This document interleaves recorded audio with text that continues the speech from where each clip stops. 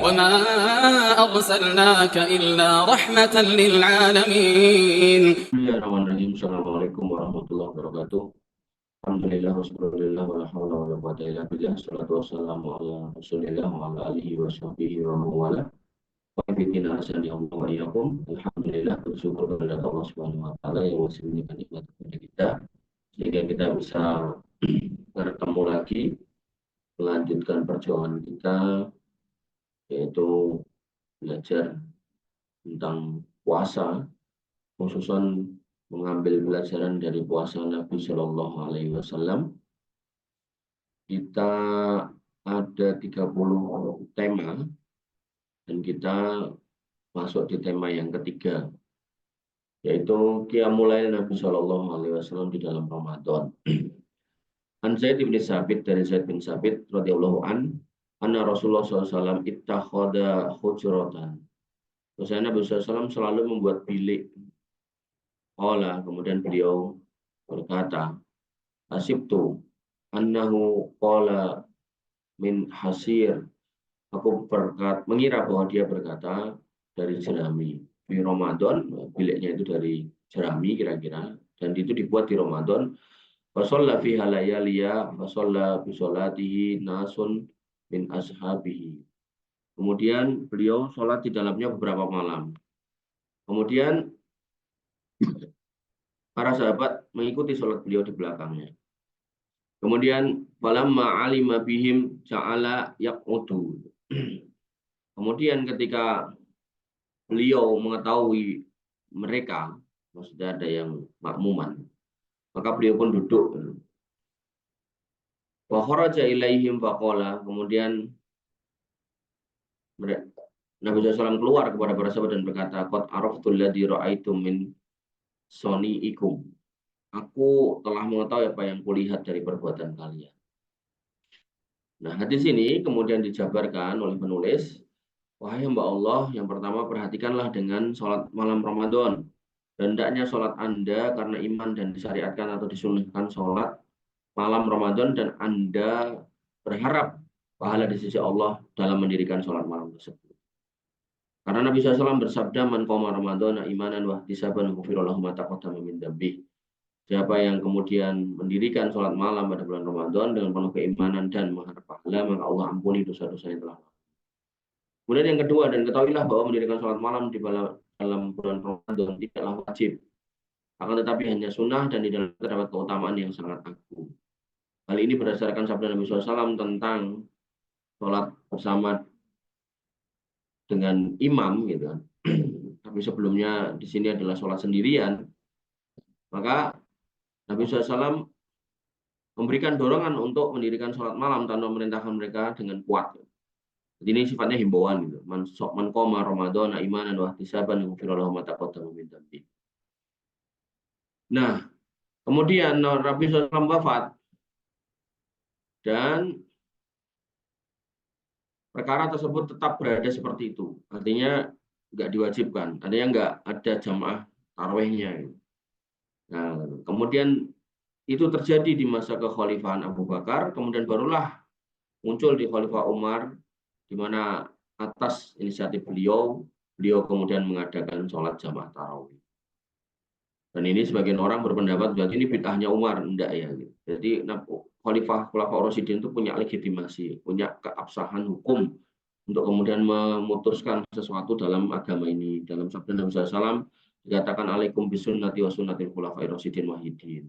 Jadi buat kamu, gitu kan, ikutilah sunnahku dan ikutilah sunnahnya khulafa'ur rasyidin. Jadi khulafa'ur rasyidin itu kalaupun memutuskan sesuatu, maka insya Allah itu di atas hidayah. Namanya juga khulafa'ur rasyidin al-mahdiyin, gitu kan.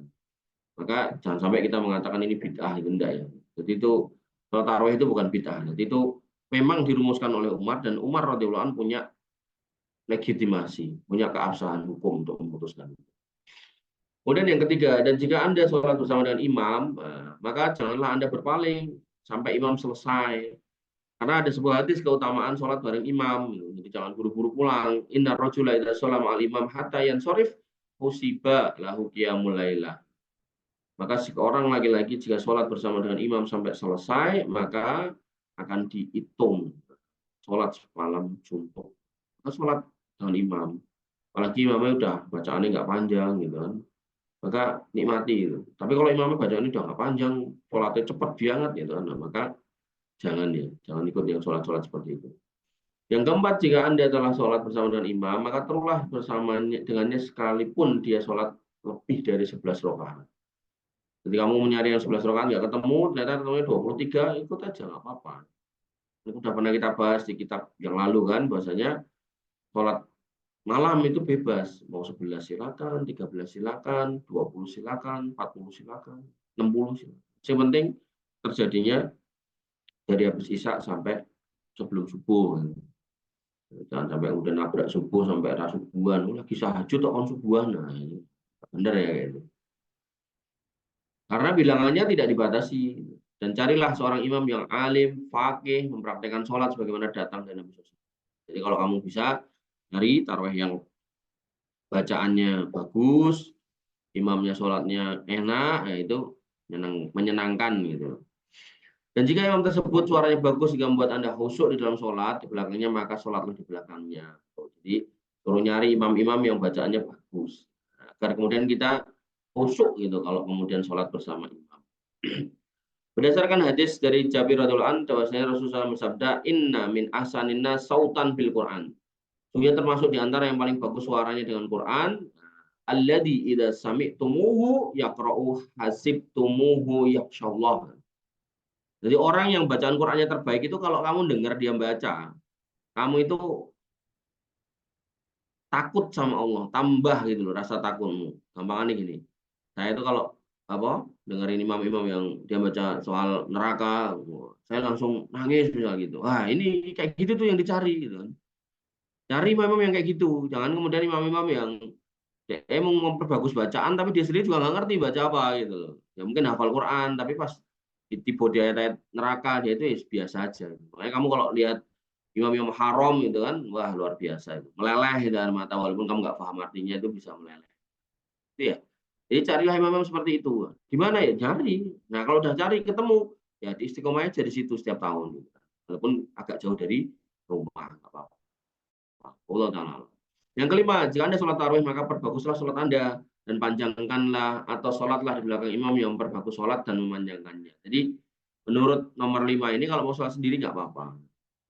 Dan memperpanjang sholat itu nggak harus kemudian kamu hafal Quran. Kamu bahkan sholat sambil baca Quran boleh. Ini konteksnya sholat tarawih ya. Kalau sholat wajib nggak boleh.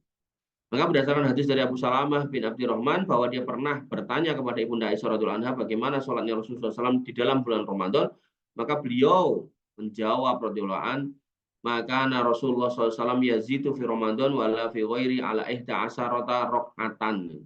Dan Nabi SAW nggak pernah sholat lebih dari 11 rakaat. Yusolli arba'an fala tasal an husnihin fala tasal an husnihinna watulihinna. Maka beliau sholat 4 rakaat dan kamu jangan tanya bagaimana bagusnya dan bagaimana panjangnya. 4 rakaat. Terus leren istirahat. Semua sholat arba'an falatas al an husnihinna watulihinna. Lalu sholat lagi 4. Jangan kamu tanya nih gimana bagus dan panjangnya. Summa yusolli salasan. Kemudian sholat 3 rakaat. Faqalat Aisyah. Kemudian Aisyah radhiyallahu berkata, faqultu ya Rasulullah atanamu qabla an tutir. Apakah engkau tidur sebelum witir? Qala ya Aisyah inna ainaya tanamani wala yanamu qalbi. Sesungguhnya jadi Nabi itu punya sunnah ya, sunnah yang jarang diketahui orang atau banyak orang belum tahu. Itu habis tahajud beliau tidur sebentar. Nah, Aisyah radhiyallahu anha bertanya, ya Rasul, apakah engkau tidur dulu sebelum witir? Nah, jadi bagusnya itu setelah tahajud 8 rakaat itu tidur dulu sebentar, terus bangun witir. Nah, Aisyah bertanya, loh kok jenengan tidur sebelum witir? Maka Nabi pun menjawab, sesungguhnya mataku merem tidur, tapi hatiku enggak. Jadi beliau tidur sejenak untuk melepas lelah gitu. Nah, nek kita nek tidur bablas subuh nganti awan, mending jangan tidur kalau kita. Ya. Tapi kalau kita bisa kayak Nabi SAW, ya tidur sebentar nanti bangun, ya monggo. Tapi kalau nggak bisa jangan. Nah, kemudian di sini kan dikatakan 4-4 gitu kan. Nanti di hadis yang lain, nah sholatul lail masna masna, dua-dua gitu. Jadi 4-4 di sini maksudnya 4 itu terus istirahat, 4 istirahat. Nah, tapi 4-nya itu 2 salam sebenarnya gitu. Nah, sebagian orang berpendapat 4 ini 4 rakaat 1 salam. Nah, ini yang terjadi dalam mazhab Abu Hanifah menggunakan dalil ini. Nah, kalau ditambahkan dikuatkan dengan hadis lain, sholat lain itu 2 salam 2 salam. Jadi 2 salam ketemu 4 istirahat. Nah, istirahatnya ini yang disebut dengan tarawih gitu loh. Dan ketika kemudian kenapa diperlukan istirahat? Karena ini jangan kamu tanya bagus dan panjangnya. Jadi harusnya 4 rakaat ini menyebabkan orang itu bacaannya udah bagus dan panjang dan kesel gitu loh, sehingga butuh istirahat gitu. Rakaat siji kul huwallahu ahad, rakaat kedua kul a'udzu birabbil kul a'udzu birabbil falaq, ketiga kul a'udzu birabbin nas, rakaat keempat inna atau inakal kausar, terus dadak leren ngopi sik ya. Lu. Jadi kalau kalau bacaannya pendek-pendek ya nggak harus leren. Kalau emang bacanya panjang-panjang kayak Nabi SAW, nah, nanti dalam sebuah riwayat itu dilakukan bacaannya itu 1 rakaat itu 200 ayat gitu kan. Nah, maka kalau udah segitu ya benar capek gitu kan. Ya. Wanifidina azani Allah wa iyyakum. Dan berdasarkan hadis Jabir radhiyallahu anhu, ia berkata, "Su'ila Rasulullah SAW ayyus sholati afdol qala tulal kunut." Nabi SAW pernah ditanya sholat mana yang lebih utama, maka beliau menjawab yang paling lama berdirinya. Ini kalau nggak paham kunut itu dikatakan berarti waconan kunutnya yang paling dawa itu enggak ya. Jadi berdiri maksudnya. Walaupun berdiri dengan membaca doa kunut itu juga bagian dari memperpanjang sholat juga bisa gitu. Tapi konteksnya adalah berdiri dan yang utama adalah karena baca Qur'annya. Kemudian yang keenam, jika Anda sholat tarawih bersama dengan imam lalu dia memanjangkan hingga dekat fajar, jadi sampai mendekati fajar, maka janganlah Anda termasuk golongan orang yang kok bosan, yang bosan kali ya. Akan tetapi teruslah bersama imam di dalam sholatnya. Berdasarkan hadis Abu Dzar radhiyallahu anhu, ia berkata, "Sumna ma'a Rasulillah SAW, kami berpuasa bersama Nabi SAW Ramadan pada bulan Ramadan, walam yakum bina syai'an, dan kemudian beliau tidak berdiri sholat bersama kami, min sahrin, minas sahri, dalam 1 bulan itu, hatta bagia sab'un, sampai dalam 1 bulan itu tersisa 7 hari tok. Waqoma bina hatta dhahaba sulusul lail, falamma kanat as-sadisu lam yakum bina, falamma kanal khamisu qoma bina hatta dhahaba satrul lail. Maka beliau ketika tersisa 7, lalu beliau sholat bersama kami hingga sepertiga malam. Jadi di 7 malam terakhir itu, berarti malam yang keberapa tuh? 23. Beliau sholat sampai sepertiga malam yang terakhir. Jadi habis isya sampai sepertiga malam terakhir. Maka pada hari sisa yang ke-6, berarti berapa itu? 24-nya gitu. Maka beliau tidak berdiri bersama kami, jadi beliau nggak keluar. Maka pada saat sisa hari yang kelima, berarti yang ke-25, 23, 25, maka beliau berdiri bersama kami hingga separuh malam, sampai setengah malam. Jadi kalau sepertiga malam itu, misal malam itu dari maghrib sampai subuh, ya, maka ada sepertiga nih, itu ya kira-kira sampai jam 9, jam 10 gitu. Jadi di malam yang ke-27 taruh habis sisa sampai sekitar jam 9, jam 10. Nah, kemudian ketika malam yang ke-25, berarti ganjil yang kedua, beliau, ya ganjil yang kedua. Ganjil pertama kan 21, terus 23, 25, 27. Nah, berarti ganjil yang ketiga. Tapi beliau mulainya di 23-nya, kemudian di 25-nya, beliau sampai pertengahan malam. Sampai pertengahan malam. Kemudian saya pun berkata, gitu, fakultu ya Rasulullah lau nafaltana qiyama hadhihi lailah. Wa qala innar rajula idza shalla ma'al imam hatta yansharif khusiba lahu qiyamul lailah. Qala falamma kanat ar-rabi'atu lam yakum falamma kanat as-salisatu jama'a ahlu wa nisa'uhu wan nas faqama bina hatta khashina ay yafutanal falah. Jadi ketika kemudian sudah malam yang ke-25, maka saya bertanya kepada Nabi SAW, seandainya Anda melakukan sholat nafilah bersama kami untuk mendirikan malam ini. Artinya si penanya di sini yaitu Abu Dzar pengen supaya jenengan imamilah sampai rampung lah, sampai pagi lah gitu gampangnya gitu. Maka beliau mengatakan sesungguhnya seorang jika sholat bersama imam sampai selesai, maka itu dihitung sholat sepanjang malam. Jadi hadis yang panjang itu ini loh hadis atau hadis yang pendek, barang siapa yang sholat bareng imam itu akan dihitung sholat sepanjang malam itu done ini ya, biasanya dipotong di situ. Nah, tapi yang menarik apa? Kemudian beliau Abu Dzar berkata, maka pada sisa malam yang keempat, artinya malam 26, beliau tidak keluar untuk sholat. Maksudnya ya di rumah tetap sholat, tapi nggak ke masjid. Maka pada malam yang sisa 3, berarti 27, beliau kemudian mengumpulkan keluarga, istri beliau dan manusia di woro-woro ayo-ayo gitu kan. Kemudian beliau memimpin sholat bersama kami sampai kami khawatir melihat kehilangan falah. Ayalah falah itu ayo sholat. Berarti khawatir kita kemudian kehilangan al-falah gitu. Nah, falah di sini bukan sholat ya, tapi lebih kepada ditanya wamal falah gitu kan. Apa itu falah gitu? Al-falah as-sahur.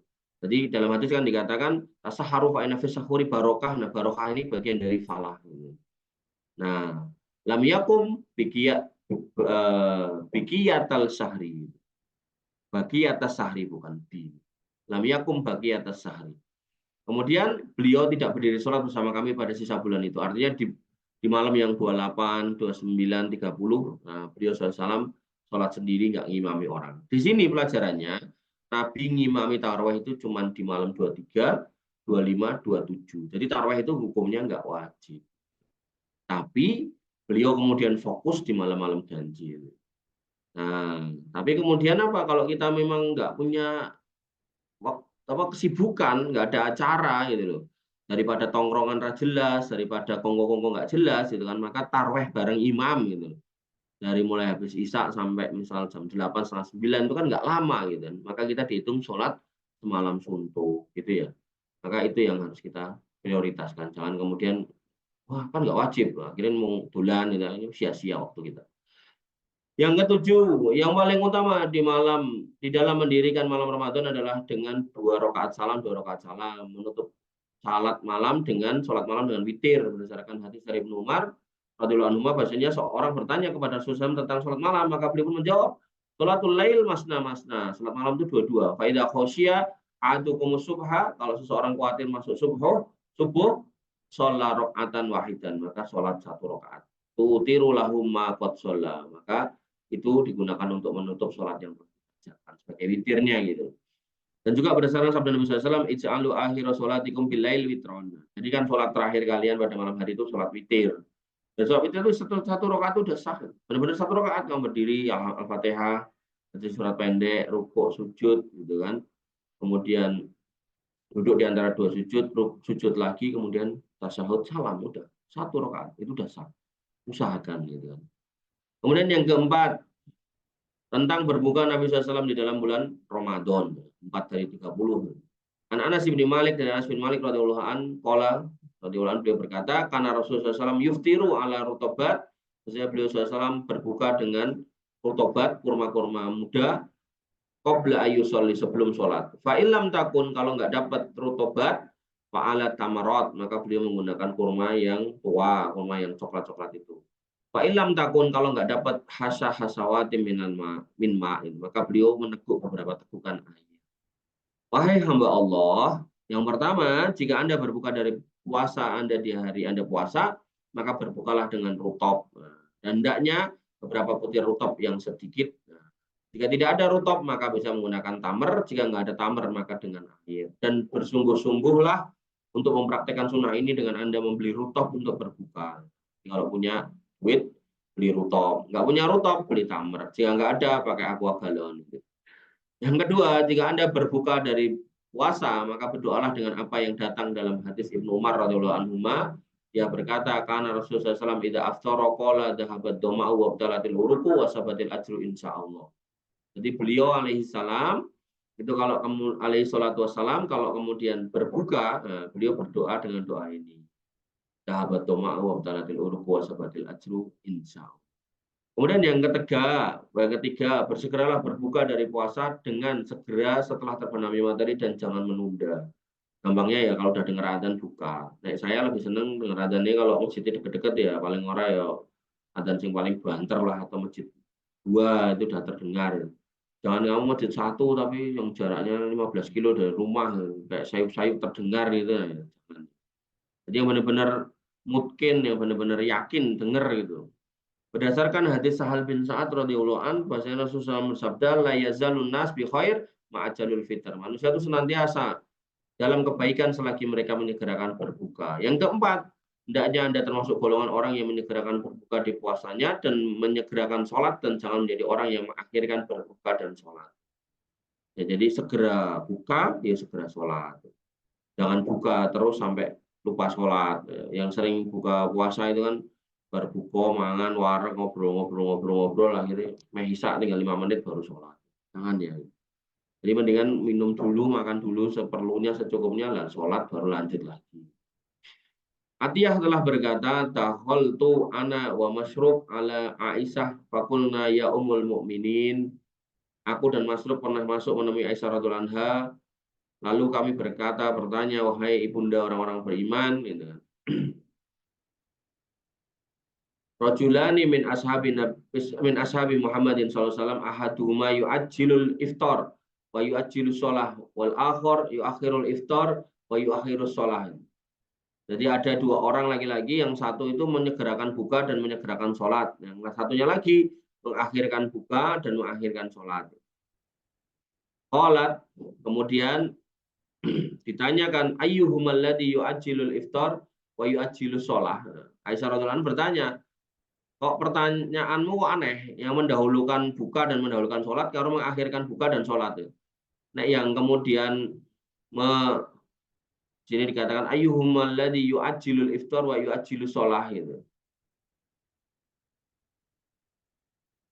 Maka beliau pun bertanya, mana di antara keduanya yang menyegerakan berbuka dan menyegerakan sholat? Ya. Maka dia berkata, kami menjawab, ya. Maksudnya siapa orangnya? Gitu. Qala qulna Abdullah, yakni Abdullah bin Mas'ud. Ya. Itu adalah Abdullah, yaitu Abdullah bin Mas'ud. Qalat, maka Aisyah mengatakan, Aisyah radhiyallahu anha, kadzalika kana yasna'u Rasulullah SAW. Itulah yang kemudian dikerjakan Nabi SAW.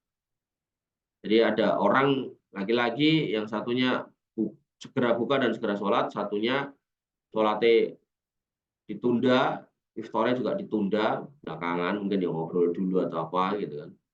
Nah, maka mana yang terbaik gitu kan? Maka Aisyah bertanya, ya yang mendahulukan buka dan menyegerakan sholat yang mana? Siapa gitu. Kemudian dijawab itulah Abdullah, yaitu Abdullah bin Mas'ud. Maka dia mengatakan itulah kebiasaan Nabi SAW. Dan hendaknya sholat maghrib dilakukan setelah Anda berbuka, karena perbuatan beliau SAW. Jadi nggak dianggap kebaikan ya, jangan nggak buka lalu sholat sik gitu. Sik, pokoknya engkau, ini salah ya malah. Dan buka juga nggak harus banyak-banyak dulu gitu, minum dulu gitu kan, bisa. Terus muadzin, pokoknya mangan sik gitu, mangan sik akeh meneh gitu kan. Masjid lain udah komat gitu, dia baru adzan gitu. Nah, itu salah ya. Yang kelima, lakukanlah pemberian buka bagi orang-orang yang berpuasa jika mudah bagi Anda agar Anda mendapatkan pahala seperti orang yang berpuasa. Berdasarkan hadis dari Zaid bin Khalid Al-Juhani, dari dia berkata, Rasulullah sabda, man fatara shaiman kana lahu mislu ajrihi ghairu annahu la yanqusu min ajri shaimi syai'a. Karena siapa yang memberikan buka puasa, maka dia mendapat pahala orang yang berpuasa tanpa mengurangi pahala yang sedikit pun. Maka kalau bisa memberikan buka puasa, berikan.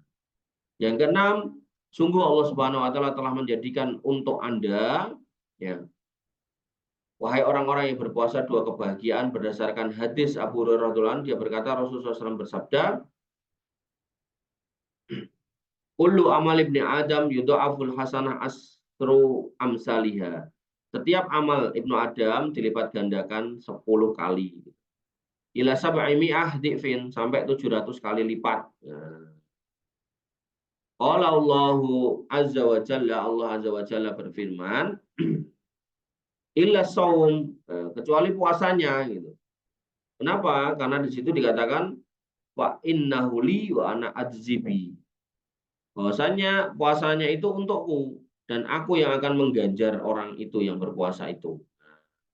Sehingga orang-orang yang berpuasa itu akan mendapatkan pahala terserah Allah Subhanahu wa taala. Jadi nggak cuma 10 sampai 700 kali lipat, tapi terserah Allah.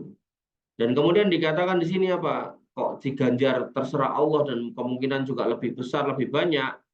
Maka dikatakan di sini adalah yada'u sahwatahu wa ta'amahu min ajli. Dia tinggalkan syahwatnya, makan minumnya gitu kan. Karena aku. Sehingga lisoimi farhatani farhatun inda fitrihi. Buat orang yang berpuasa itu ada 2 kegembiraan. Kegembiraan pertama yaitu kegembiraan ketika berbuka. Wa farhatun inda liqa'i rabbih, dan keutamaan ketika kemudian bertemu dengan Rabb-nya. Dan orang yang bertemu dengan Rabbnya ini ya pasti masuk surga. Sehingga Nabi secara tidak langsung mengatakan orang yang berpuasa itu akan masuk surga. Dan ketika masuk surga nanti kenikmatan yang paling tinggi adalah ketemu dengan Rabbnya, dan dihadiahkan juga walahulu fihi, dan bahwasannya mulut orang yang berpuasa adyabu indallah, akan lebih harum di sisi Allah min rihil misk, dari aroma minyak misk, minyak wangi yang paling wangi.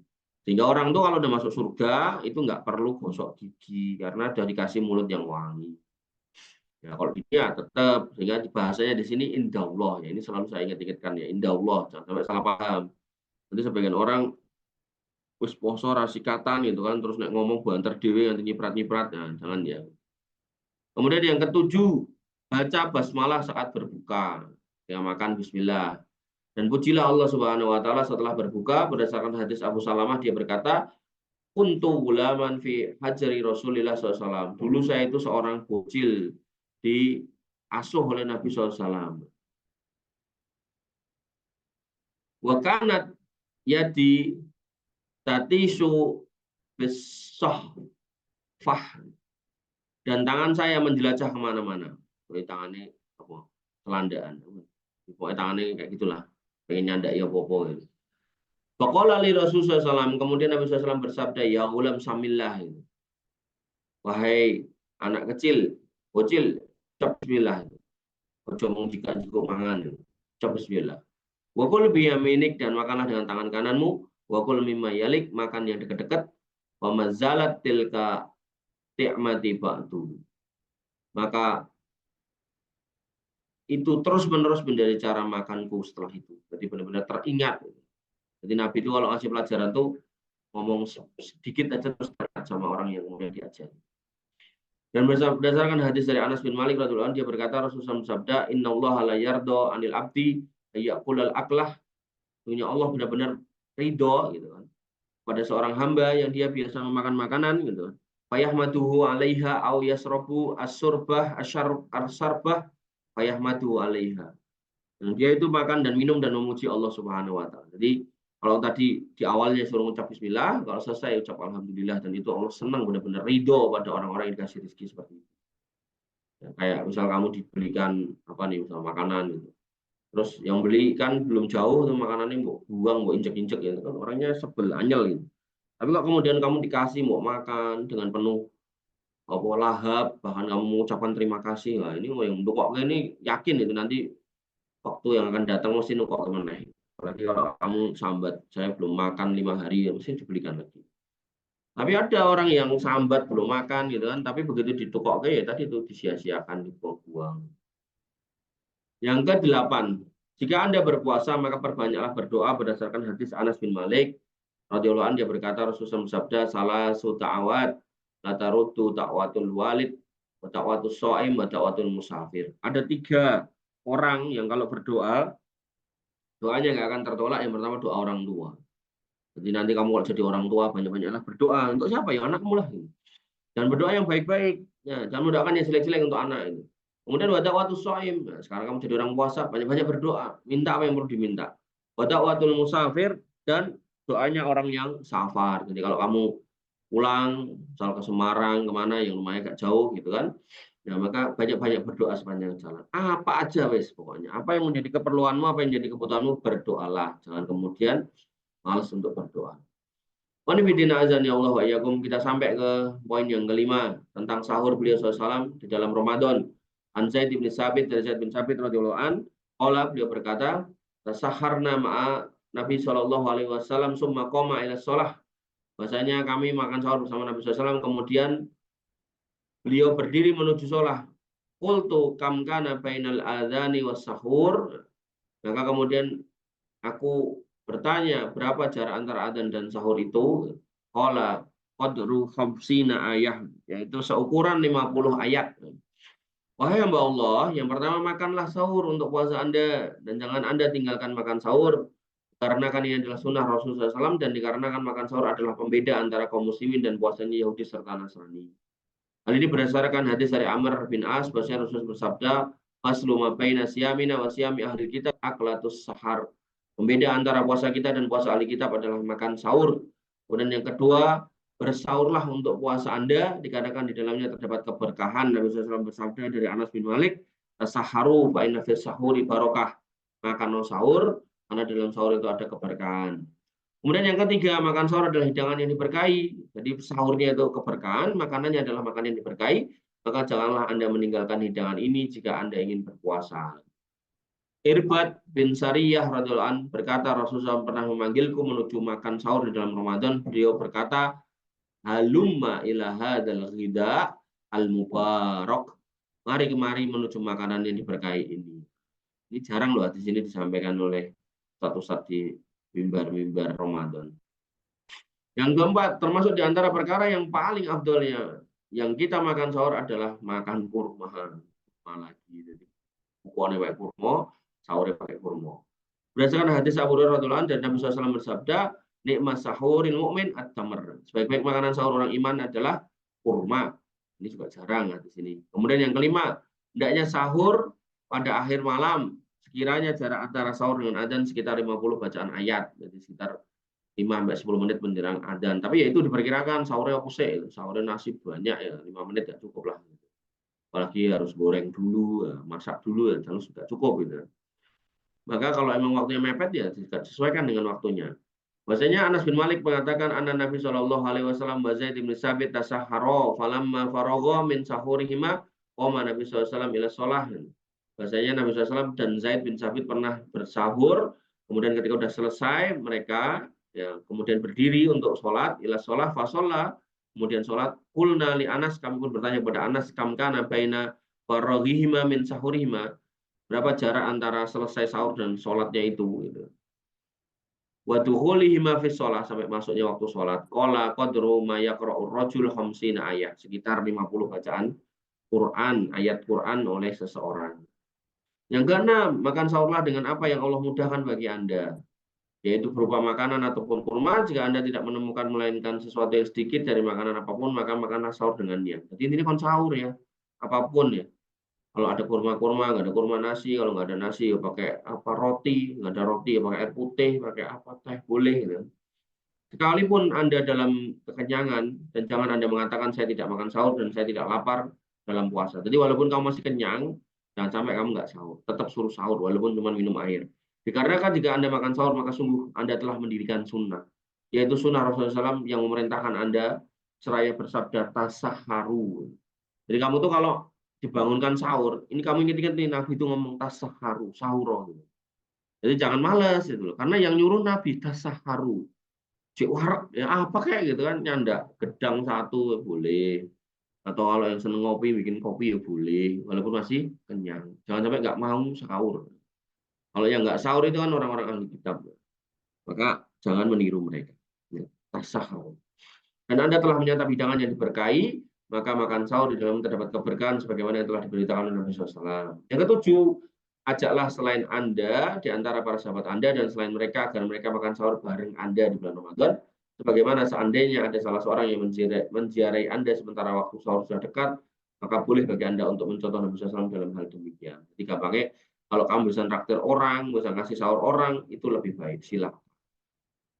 Irbid bin Sariyah radhiyallahu anhu berkata, Rasulullah mengundangku untuk makan sahur di dalam Ramadan. Saya berkata, halumma ila hadil gida al mubarak. Sini makan makanan yang diberkahi ini. Dan dari Khalid bin Widdan, bahasa Nabi SAW bersabda kepada seorang laki-laki, halumma ila gida al mubarak, yakni as-sahur. Sini makan makanan yang diberkahi ini, yaitu makan sahur. Jadi kita sahur itu karena nonton Nabi ya, bukan soal kita udah kenyang atau belum kenyang gitu. Yang keenam, arahan beliau SAW untuk menjaga puasa. An Asim ibni Laqid ibni Sobirah an Abihi, dari Asim bin Laqid bin Sobirah dari bapaknya radhiyallahu anhuma qala, semoga Allah meridhai keduanya, kemudian mereka berkata, qultu, aku bertanya, ya Rasulullah akhbirni anil wudu, ya Rasul kabarkan aku tentang wudu. Qala asbighul wudu wa khallil baina asobi, sempurnakan wudhu dan sela-sela jarimu. Dari jari-jari ini suruh menyela-nyela kayak gini. Kemudian wabalik filistinsa, kemudian hirup itu air dalam-dalam di hidungmu itu, biar semua kotoran-kotoran di hidung itu keluar.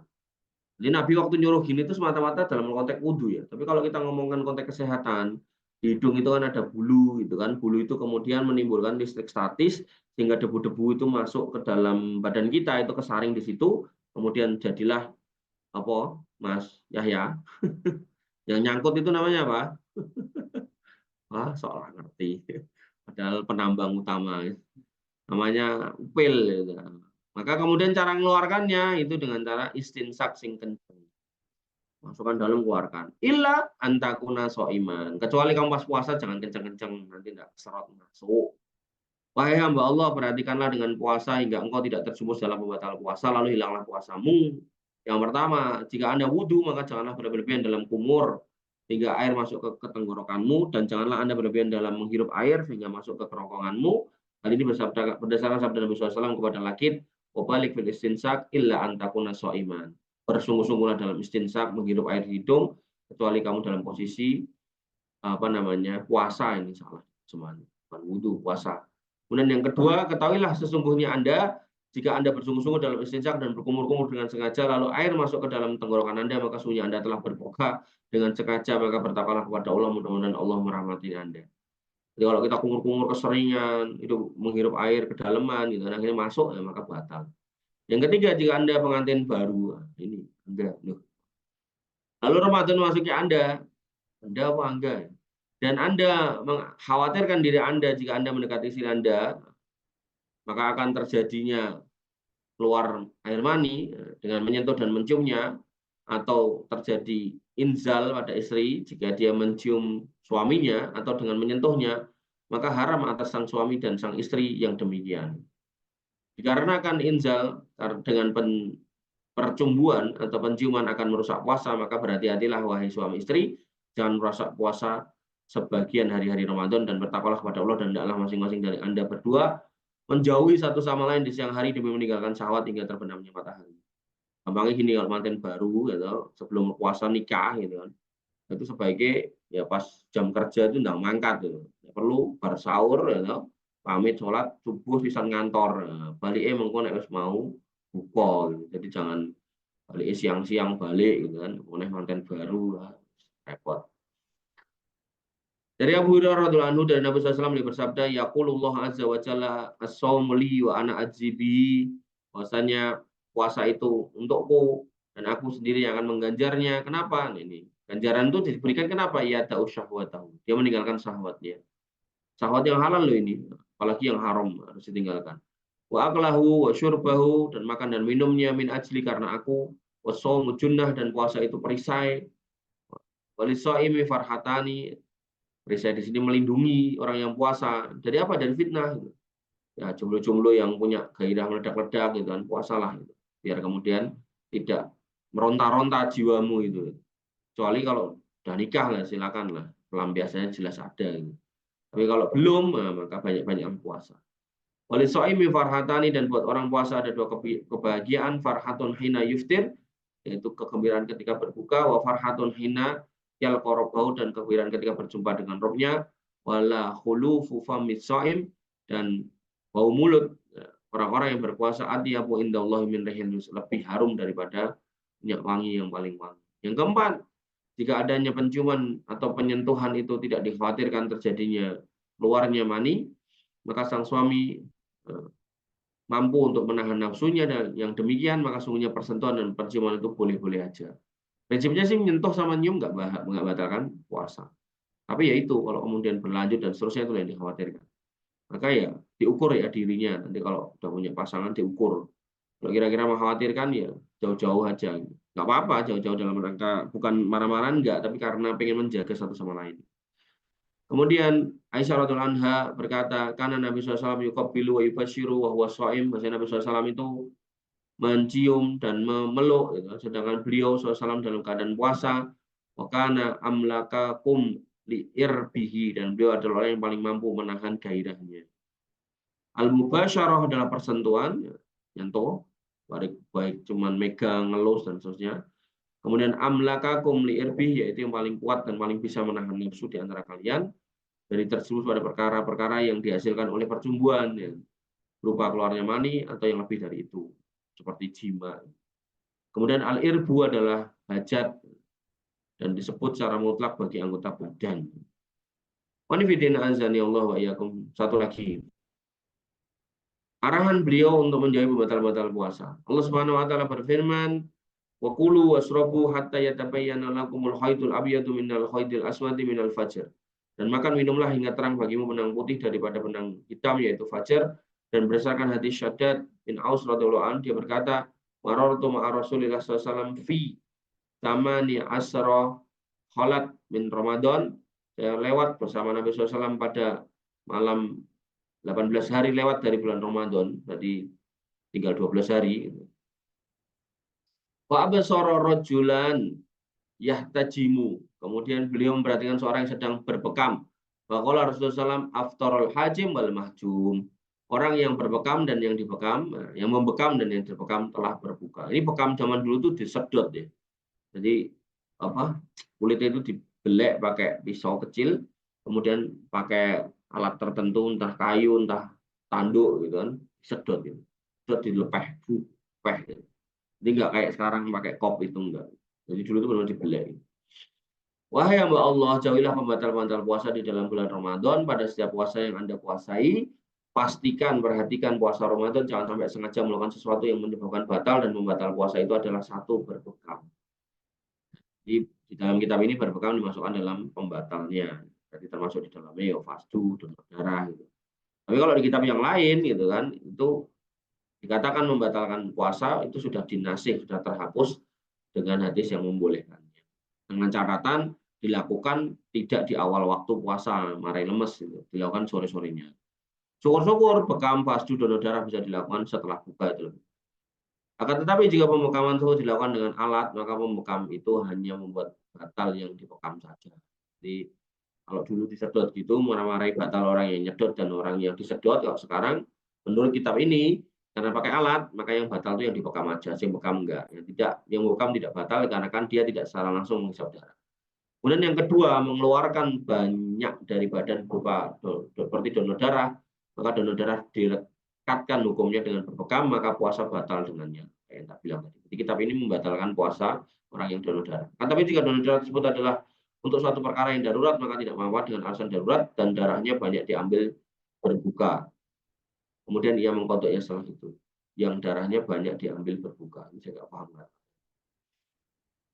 Jadi bekam membatalkan puasa, donor darah yang kedua membatalkan puasa, yang ketiga makan minum dan segala hal yang dilekatkan dengan makan minum seperti infus, kemudian transfusi darah, kemudian suntik-suntik nutrisi, ya, termasuk di dalamnya adalah rokok, itu juga batal. Kemudian yang keempat, sengaja mengeluarkan air mani dengan persentuhan percumbuan dan penciuman. Jadi enggak melakukan jima dengan istrinya, tapi melakukan sentuhan, ciuman gitu. Akhirnya kemudian keluar air mani, itu batal.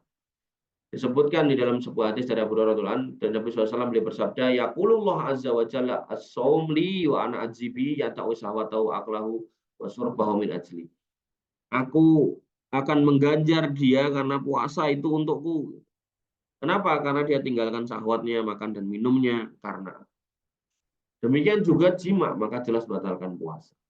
Bedanya nanti kalau jima dia kena kafarat, kalau kemudian dia melakukan yang di atas ini enggak. Yang kelima, keluarnya darah haid nifas bagi wanita, maka dengannya puasanya batal dan tidak sah puasanya dengan adanya darah haid dan nifas di bulan suci. Berdasarkan hadis dari Abu Sa'id radhiyallahu anhu, dia berkata, Nabi SAW bersabda, "Alaisa idza hadat lam yusolli wa lam tasum, fadzalika nuqsanu diniha." Bukankah jika dia wanita itu haid dan tidak sholat, dia tidak sholat dan tidak puasa, maka seperti itulah kenapa disebut agama wanita itu kurang. Dan pembatal ini wanita tidak milih pilihan di dalamnya, karena kan ini adalah bagian dari penciptaan wanita. Jadi nggak boleh kemudian tidak terima dengan takdir, nggak pengen haid, tidak bisa. Berbeda dengan pembatal-pembatal yang lain yang wajib bagi setiap muslim untuk menjauhinya. Jadi kalau dilarang makan, dilarang minum, dilarang jima itu kan bisa dijauhi. Tapi kalau haid nggak bisa, ditolak nggak bisa, itu jelas sudah otomatis gitu kan. Dan kita nggak bisa mengatur gitu. Yang keenam, wajib atas Anda, wahai orang-orang yang berpuasa, untuk menjauhi segala perkara yang menyeret pada batalnya puasa. Berupa sebab-sebab yang menyebabkannya, karena Nabi SAW bersabda kepada Lakid radhiyallahu anhu, wa balik fil istinsak illa an takuna shaiman. Jadi instin sek aja nggak boleh benar-benar dilakukan ketika puasa, gitu kan. Maka apalagi pembatal-batal yang nyata-nyata lebih parah dari itu. Batal ke poso dengan minum-minuman keras itu nggak boleh. Apalagi mau pakai air putih aja nggak boleh. Kemudian yang ketujuh, wajib bagi Anda untuk menjaga puasa dari segala perkara yang menghilangkan pahalanya, seperti dusta, ghibah, namimah, dosa-dosa lainnya. Demikian juga menjauhi sikap bodoh kepada manusia sekalipun terhadap putra dan putrinya, istrinya. Maka jauhilah teriakan, pertengkaran, dan berhati-hatilah dalam puasa dengan perhatian yang sempurna. Mudah-mudahan Allah menjaga Anda. Jadi sampai puasa-puasa malah berantem, tawuran, gitu, jotosan. Yang kedelapan, termasuk batal puasa adalah muntah dengan sengaja. Berdasarkan hadis dari Abu Hurairah radhiyallahu anhu, Rasulullah bersabda, "Man istaqa'a amidan," siapa yang menyengaja muntah, alaihil qada', maka wajib baginya qada', wa man zara'ahul qai', dan siapa yang kemudian tidak sengaja, fala qada' alaih, enggak ada qada'. Maka jika muntah tersebut keluar tanpa sengaja, maka tidak batal puasanya. Adapun yang sengaja muntah, maka hal itu mengharuskan dia mengqada'. Dan segala batal puasa hanyalah batalkan puasa orang yang mengetahuinya sebagai batal puasa. Ingat, bisa memilih, tidak lupa, bodoh, dan tidak terpaksa. Jadi ini syaratnya ya. Jadi kalau ada orang yang lupa, mau tidur, tiba-tiba makan, lupa kalau puasa, maka sah puasanya. Tapi ya jangan lanjut makan gitu. Atau kemudian orang yang bodoh, gitu. Bodoh ini contohnya apa ya? Itu orang-orang yang kemudian misal apa ya, bodoh. Dia nggak paham hukum gitu, kayak orang-orang suku-suku anak dalam, dia nggak paham hukum gitu kan. Terus udah pagi jam 7 masih makan, dikasih tahu, kan harus puasa ini. Kemudian dia puasa, nah ini nggak apa-apa, lanjut. Kemudian terpaksa itu ya dipaksa orang gitu kan. Misal tinggal di negeri-negeri kafir, dipaksa makan, gitu. Kalau nggak dikebukin, gitu. Maka ya dia makan. Maka sebatas ketika dipaksa kemudian dia makan, ya itu nggak apa-apa, puasa dilanjutkan. Ada saya lihat sebuah video itu atlet basket di Amerika mana gitu. Dia puasa gitu, temennya lewat sambil nawarin minuman. Minum-minum. Oh, kamu puasa ya? Minum-minum, kamu puasa ya? Gitu. Ngece gitu kan. Nah, itu kan cuma ngece. Kalau ngece ya jangan diambil, biarin aja. Wallahu ta'ala alam.